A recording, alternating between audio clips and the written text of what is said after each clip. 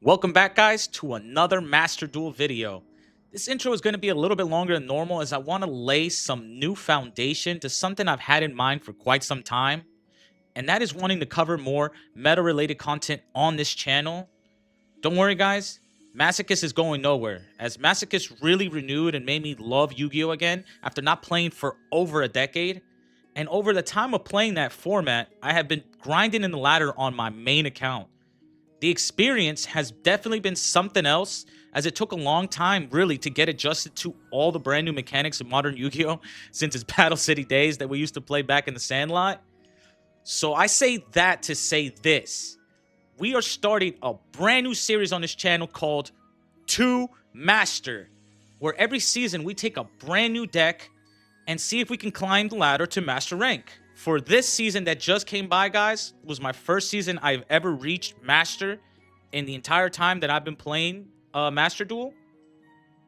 Ready your pitchfork, guys? The first deck we're playing.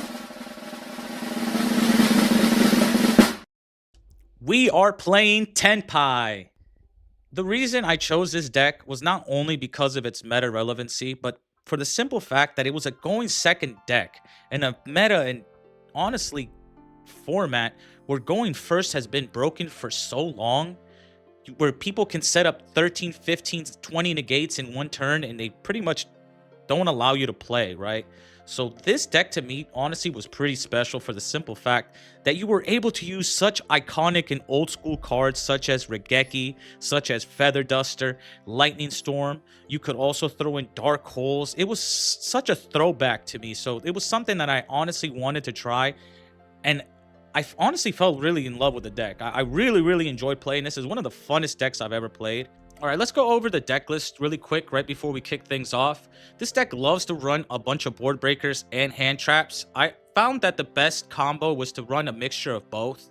So we were running 3 Veilers, 3 Maxis, 3 Ash, 2 effect called by the call bys, 3 Forbidden Droplets, and 3 Infinite Impermanences for our hand traps. For our board breakers, we ran 2 Regekis, 2 Lightning Storms, and only 1 of the Harpy's Feather Duster. I didn't really need the heavy storm, to be honest, guys. I never really thought that it was worth the CP to throw into that, especially considering that I had to put a lot into this deck already since my pulls were just horrendous. For the actual Tenpai package, we were running 3 Pydra, 2 Fadras. A lot of deck lists I saw honestly only ran 1, and the second one always came into play for me. I always needed the second one. So 2 Fadras, 2 Genrokus, 3 Chandras. We are running 2 Dimensional Shifters. You need this card, honestly, especially if your opponent is setting up a board going first. This kind of gives you sometimes an auto win and allows you to really just sweep them up when it's your turn to go. 1 Bestial Magna Hut just to get into your plays in case you have a weird hand or you just don't have an extender or starter or nothing. This would be your extender, right? Other than that, though, honestly, the 2 Sangan Summonings, like I said, pretty basic. 2 Sangan Summonings, probably the most broken field spell of all time, if not one of the most broken cards of all time. Sangan Kaiman, we ran 3 of this. Another crazy card, especially that you're able to just summon in the battle phase, and you really need this type of package no matter what, just to get the deck going. For the extra deck, we ran Black Rose. Comes into play quite often, especially if you're just trying to wipe your opponent's field and you have no way to actually do it. It is also unaffected under Sangan Summoning since it's a Fire Dragon. 1 Odd Eyes Meteor Burst Dragon. Sometimes in the mirror match, this is very much needed along with Samurai Destroyer. Also good against going up against Yubel. Laval Salamander is honestly just a random card thrown in here because I didn't want to use any of the more CP than I've already had into crafting something like Moonlight. I don't have the card, so no, I just threw it in here, just random. This is definitely something that you don't play this at all. Q Belt, honestly a great card, also a dragon. It's not a fire dragon, so it won't be. It's only really useful just to be able to pop a card on the field. Sagenpai Biden Dragon, we ran 2 of these. It's your bread and butter combo. This is how you actually go in and end games and really get into your plays. Trident Dragion, whenever this is on the field, you know it's a case closed. It's time to wrap things up. You're going for the KO no matter what. Barone never really came into play, especially because you kind of can lock yourself into dragons with Sangan Summoning. So, not a card that I really used, but if you need it, it's there, right? you might as well have it and not need it, than need it and not have it, right? That's also goes for Typhon, another card that I never use, but it's there for that same reason.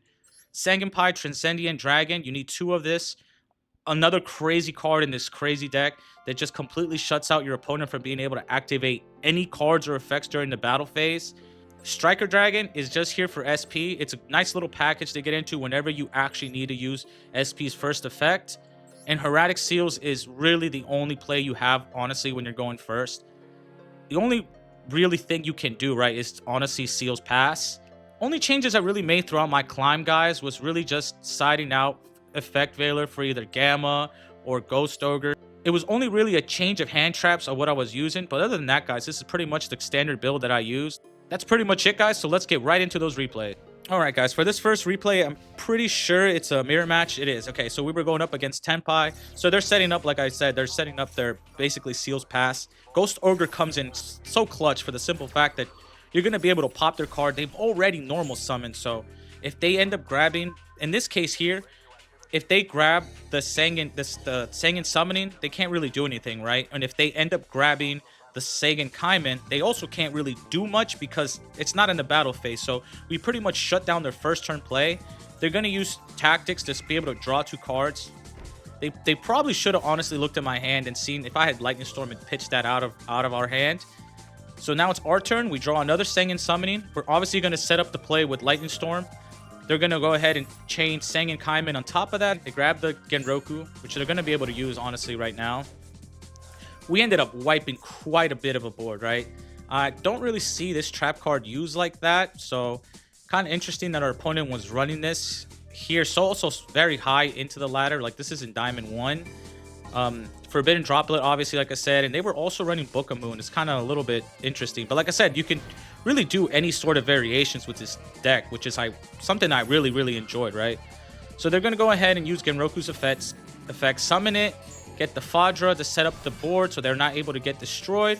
We're going to go ahead and use our Bestial Magna Hut. They use Fadra's effect. They go ahead and grab the Pydra. They set up the Sangen summoning on the field, but obviously they can't use it.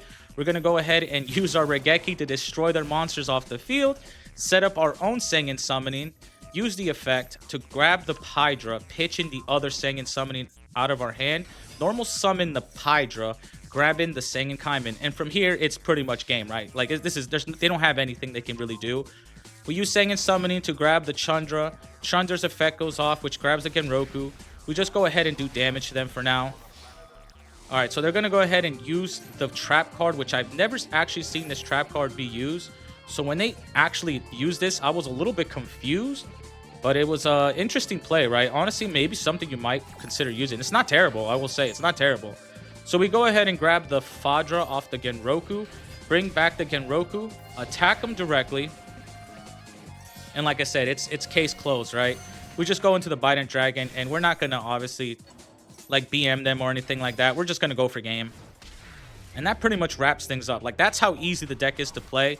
You just use all your effects during the battle phase and clean up your opponent, right? Once you've cleaned up their board. All right, guys. Our opponent here looks like they're playing Kashtira or Centur-Ion in this case, which we know Shifter really doesn't do anything against Centur-Ion. So we saved the Ash for the Primera just so they can't honestly set up the field spell. That ended up being all they could do in their first turn. So that was honestly a clutch play right there. We're going to use our Pydra, normal summon the Pydra. They're going to use their Centur-Ion True Awakening and negating this effect here. And they were able to destroy it. So they kind of got us there. The only thing we can really do is use the Regeki to wipe out their board. And now we're both basically in the same state where we have an empty board. They ended up setting the Embla Oath to set the Centur-Ion Primera to play now. Now they can actually go into full combo. So they end up grabbing the stand-up Centur-Ion, using the stand-up Centur-Ion, using the Centur-Ion Bonds to set the Trudea. Trudea sets the Gargoyle in the back row. They're fusing now into the Auxilla. Auxilla's going to grab a Centur-Ion card from their hand. And right here, I ain't going to lie to you guys. When I started seeing Centur-Ion just combo off like this, considering the hand that we had, I thought we were pretty much screwed, right? Like, Shifter's already out of existence. We can't use it because we already have cards in our graveyard, and our opponent pretty much can just go full combo, right? So we're just seeing them combo. We don't really have anything to stop them with. They end up grabbing the Centur-Ion Phalanx, attacking us directly, setting one, which you know is that trap card, and they end up putting the Primera in the back row. Okay, now it's our turn. We draw the Forbidden Droplet, and this is where it gets interesting, right? Use Genroku's effect to grab the Fadra. Fadra's effect kicks in to grab the Pydra. Pydra's effect kicks in where we're going to grab a Sanguine spell or trap from our deck. They end up chaining the Primera and also the Trudea on top of it. So, like I said, right now they can basically go into a 12 star. We're going to set up the Sanguine Summoning. I'm waiting for them to really go ahead and go into the Crimson Dragon, which is what I know what they're trying to do here. They're going to go into the Crimson Dragon and possibly get out a Red Supernova, or maybe even the Blazar. So that's what I was saving the Forbidden Droplet for. So let's see what their opponent here does. They end up using the Field Spell to Synchro Summon in our turn for the Crimson Dragon. So we end up using the Forbidden Droplet since they can't respond to it, sending the Shifter, negating the Crimson Dragon, using the Sanguine Summoning to grab the Chandra, pitching the Dora Dora, special summoning the Chandra, going into battle phase. They're going to target one card. Obviously, it's going to be our Chandra since it's our only tuner, but we're going to chain on top of it to Synchro Summon into the Bident Dragon. Bident Dragon's going to come out. We use the effect to be able to dodge the Phalanx. Go ahead and special summon the Chandra off Bident's effect, attack, grab the Pydra. Pydra is just attacking just to set up more attacks, obviously, for the plays. We end up grabbing Transcendion Dragon. We attack just to destroy the card since Fadra protects us from our monsters being destroyed by battle. Bident Dragon comes out. We end up destroying their field spell.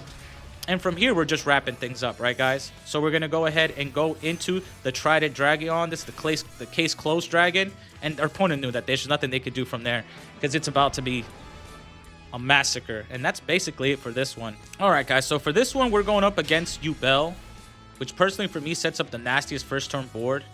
They end up using 1-for-1 to pitch the Spirit of Yubel to the special summon the Samsara de Lotus. They tribute the Samsara de Lotus, which we're going to negate that with Ash. We have to. It's like the craziest play you can do against them, right? Especially after they've committed.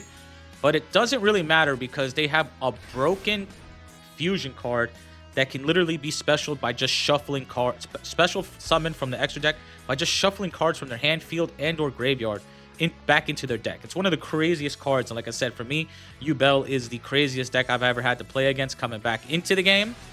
So now it's our turn. How are we going to be able to overcome this? They end up hitting us with an anti-spell fragrance, which you guys know is absolutely broken and a crazy tech card that you can play to counter Tenpai. So as soon as they set that up, I knew we had to set, like, we have to play the Sanguine Kaiman then and there. Otherwise, it's just useless in our hand along with their Sanguine Summoning. So we end up chaining the Kaiman. They end up chaining the Ash. At this point, guys, I'm looking at this and I'm thinking, yeah, this is it. This is a wrap for us. There's no way we can overcome this. I don't think there's really much they can do depending on what they have as their last card in their hand. So we're going to obviously normal summon the Pydra. They Veiler. Our opponent just is better than us, guys. They have literally every hand trap you can think of. And on top of that, they floodgated us. So they're going to go ahead and negate our Pydra, which is fine because we have the Chandra in hand. So we're just going to honestly pass. There's not really much we can do. I didn't honestly think we could really do much in this board state. They honestly had it. They'll go ahead and have a dead draw, so now it's back onto us. Luckily, we drew the Regeki, right? We end up using Sanguine Summoning, going into the Chandra, going into Samurai Destroyer. Like I said, this card is crazy against Yubel. Really, it's the only card I think that counters Yubel properly. So we're going to go ahead and destroy the Phantom of Yubel, set one face down, grab the Genroku during our main phase 2, pitch the Genroku. Genroku's effect goes off. We special summon it. We use his effect to tribute it to grab the Pydra. Pydra's going to grab us the Sanguine Kaiman, and we're just going to end our turn on there because there's really not much else we can do, right? We really just set the Raigeki to be like a counterplay or just to fake out our opponent. Here's where their own floodgate ended up countering them because they ended up drawing. They can't use it because they have to set it. So now they have a complete open board for us. We normal summon the Fadra. We're going to grab the Chandra. We're going to go straight into battle. They have the Spirit of Yubel. So we're going to go ahead and chain the Chandra on top of that. Chandra's effect goes in where we synchro summon in the battle phase for a Bident Dragion. They summon the Spirit of Yubel. We end up grabbing the Chandra again. Obviously, they're going to be able to set a spell. There's nothing they can really do with it, though, on this turn. So we have to win, right? Nightmare Pain is now on the board. We have to win this. We go ahead and grab the Chandra. We use the effect of Samurai Destroyer to negate that, while also using Chandra's effect to grab the Pydra. Pydra's effect on top of that to grab the Sengen Kaiman, which we're going to use here in just a second, guys. So we go ahead and destroy the Spitter Yubel. We have literally an open board for them and 10,000 damage. Like, it's crazy how much you can really do, right, with this deck. Obviously, our opponent knew that it was over. They ended up scooping, and we're going on to the next one. All right, guys, for this duel, I wanted to showcase what you do going second against a mirror match. So our opponent won the coin toss. Obviously, they're going to make us go first since they're also playing Tenpai. So we set up the Sengen summoning. We go ahead and grab the Genroku, pitching the effect Veiler since we don't need two of them. Go ahead and special summon Genroku. They're going to use the Bestial Magma Hut's effect. We're going to chain the Genroku on top of that, grabbing us the Pydra. Obviously, they're going to banish our effect Veiler to grab their Magma Hut. We're going to go ahead and use Pydra's effect to grab a Sengen spell or trap. And you guys know they're going to also grab themselves here a starter or extender from their deck, right? So we end up grabbing the Sengen summoning, using the Sengen summoning, grabbing the Chandra. Chandra, we're going to special summon. And we're going to go straight into Bident Dragon. And the reason why you go into Bident Dragon, honestly, is to grab another card and then set up the seals, for the simple fact that way, whenever they go into their battle phase and start doing attacks, you're able to use its quick effect and then also grab it and then destroy a spell or trap on the field, right? So it's just a good wall. Also another like extra body, like I said, on the field, right? So we're gonna go ahead and grab the Pydra going into seals. And like I said, this is a seals pass kind of deck going first, so there's really not much they can do. They're gonna grab the Genroku here, use this on our end phase, special summon Genroku, tribute it to grab the Pydra. Pydra's going to grab him the Sengen Kaiman, which usually tells me that they already have the field spell in their hand. Now it's going to go on to their turn, so they're going to go ahead and obviously set up the field spell, use the Chandra. They go into the Hida, which is a little bit different, actually. Normally, I don't go up against like this card in any sort of mirror match, but I knew once I saw this that they're just going to try to grab something out of my field. So once they did that, I have to use the effect of Hieratic Seal, for the simple fact that the field spell doesn't protect it. It's not a fire dragon, it's a spellcaster. Bye-bye! So we pitch it back into their extra deck and go ahead and tribute it to grab the Fadra. Fadra is going to grab us the Pydra. Pydra is going to grab us the Sengen Kaiman in our hand. They're going to go ahead and normal summon the Fadra. We're going to go ahead and use Call By on the Pydra. Luckily, we just used his effect, right? So now we're able to like have this on the field and also have obviously the quick play in our hand. Like I said, a lot of people said, what is the point of running Called By in Tenpai? And this right here showcases why you should run it. This, like I said, won me basically the game. Chandra and Fadra are going to synchro into the Bident Dragon, which is also going to grab the Fadra.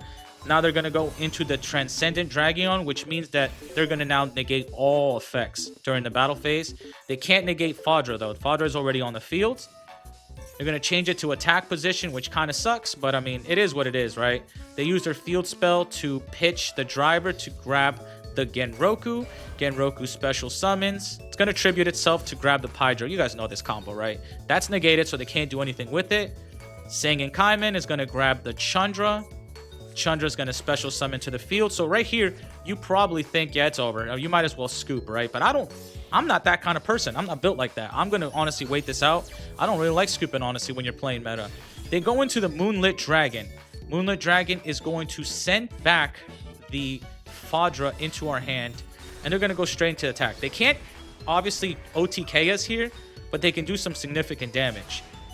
But luckily now, this honestly comes back to us. We have two Sengen Kaimans in our hand. We play the Regeki, destroy their entire field, go ahead and normal summon the Fadra.